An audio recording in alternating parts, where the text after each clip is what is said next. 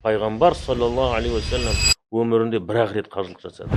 Екінші, үшінші қажылық барлық мазхабтар бойынша нәпіл болып есептеледі. Нәпіл деген жасалса сауап бар, жасалмаса ешқандай күнәсі жоқ. Енді қажылықты қайта-қайта жасау мәселесі бойынша ғалымдардың арасында не бар? Пәтуалар бар. Асыл болған халықтың жағдайына қарау дейді ғалымдар. Ахмад ибн Хамбал айтады: мен дейді бір сол мал мүлікті бір кедейдің асқазанына салуым дейді нәпіл қажылықты жасаудан артық. Егер еліңде кедейлер болса, егер еліңде мұқтаждар болса, қайта қажылыққа барудан сол мұқтаждың жағдайын жасау абзалырақ.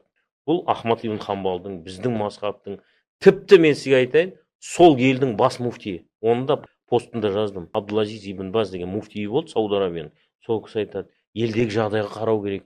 Еліңізде фақыр, мұқтаж, жоқтар болып тұрса, екінші рет қажылық жасауын көре солардың жағдайын жасаңдар деген. Ол артығырақ сауап тұрғысынан. Көрдіңіз ба? Бірінші, ол тура пайғамбарымыз саллаллаху алейхи вассаламның да нұсқауы болды. Екінші, умраға қатысты. Умраны пайғамбарымыз саллаллаху алейхи вассалам бірнеше рет жасаған. Оған рұқсат бар. Ондай үлкен қаражатты талап етпейді. 4 рет жасалды деген риуаят бар. Дегенмен қажылықта бір рет бару асыл.